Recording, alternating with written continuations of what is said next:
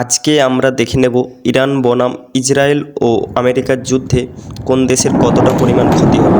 ভিডিওটিকে আমরা দুটি পার্টে দেখে নেব। First part Iran attack, second part America attack. 1. তেল আভিভের ওপর ইরানের মিসাইল অ্যাটাক। 2. দুবাইয়ের ওপর ইরানের অ্যাটাক। 3. ইসরায়েলের ওপর ইরানের মিসাইল অ্যাটাক। 4. ইসরায়েলের ওপর ইরানের ক্লাস্টার বোম্বিং। 5. তেহরান বেসের ওপর ইরানের ড্রোন অ্যাটাক। 6. ইসরায়েল এয়ারপোর্টের ওপর ইরানের অ্যাটাক। 7. তেহরান পেট্রোলিয়াম কোম্পানির ওপর ইরানের মিসাইল অ্যাটাক।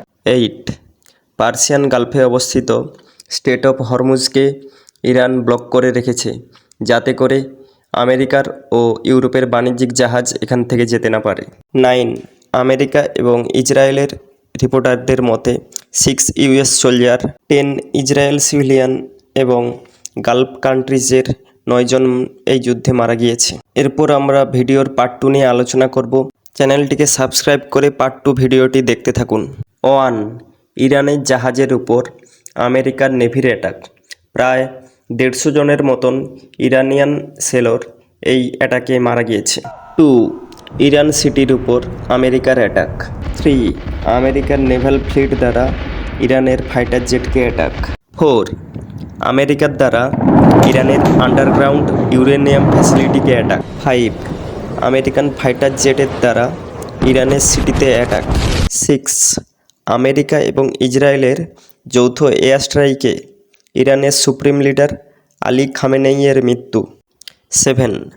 আমেরিকার অ্যাটাকের ফলে ইরানের মিনাবে অবস্থিত একটি স্কুলে 160 জন চিলড্রেন নিহত হয়। 8.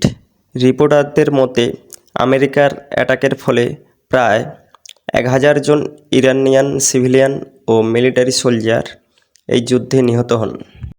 এছাড়াও এই যুদ্ধের ফলে আমেরিকা ও ইউরোপের কিছু এয়ারবেস এবং ইরানের কিছু এয়ারবেস ধ্বংস হয়।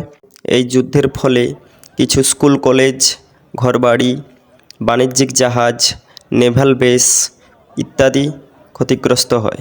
এই ধরনের ভিডিও বানাতে প্রচুর পরিশ্রম করতে হয়, তাই ভিডিওটি লাইক করুন এবং চ্যানেলটিকে সাবস্ক্রাইব করে আমাদের পাশে থাকুন।